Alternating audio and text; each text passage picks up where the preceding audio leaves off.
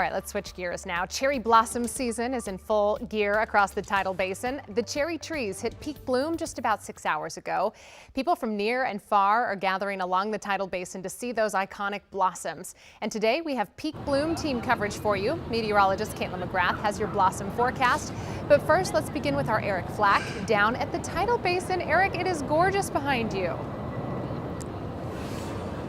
Hey Simone, it's just a real treat to be here on Peak Bloom Day, even as a DC native, to be here on the day the peak bloom is announced is really fun and special. And I'm joined by Mike Litterist, who's the spokesperson for the National Mall. And we were talking, it was declared about 10:15 this morning? About 10:30 this morning, yeah, we made the announcement. So. And who is making the decision? Is it you in a room going, yes? It's, the wizard behind the curtain pulling the buttons. No, actually our natural resource manager, she has 265 of the approximately 2,500 trees that she looks at every morning, every afternoon, goes around and actually makes a count. Yesterday, midday, we were really only about 40% of the trees. Had a lot of sunshine yesterday. Overnight temperatures didn't get too cold. So by middle of the morning this morning, we were at that magical 70% number. As we were talking, it takes a minute to get here. It's been about 17 days since stage 1. Now we're at peak bloom, stage 6. How long do we get to enjoy this? That's the million-dollar question. Every year it's a little bit different. That's sort of what makes it so special. You never quite know how long you're going to have. Keeping an eye on these really warm temperatures all of a sudden.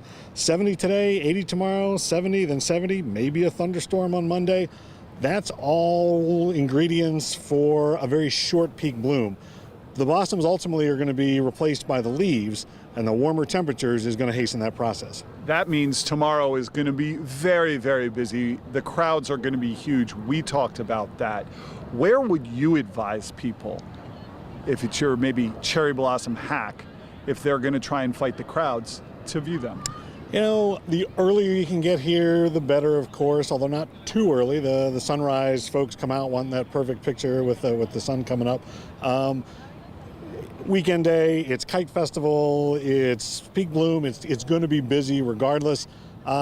Take Metro, pack your patience. Even if you're coming from out of town, drive into town, park uptown and take Metro a couple stops and take that really pretty walk down the National Mall from Smithsonian or Federal Triangle here to the Tidal Basin. Well, we appreciate you continuing to update us. We know you will be here very early for a long day.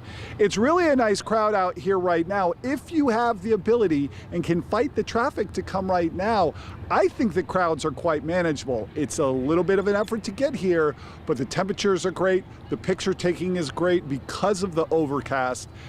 So if you have an opportunity to see the peak bloom, come on down tonight. If not, good luck tomorrow for one of DC's great traditions. Simone, back to you. I'm voting for some paddle boating behind you. Flack, there's a whole Tidal Basin full of people out on those paddle boats. It looks like fun. Do you know how long the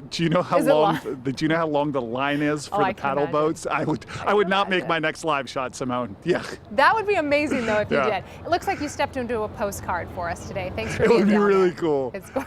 Bye, Flack. We'll see you soon. Thank you.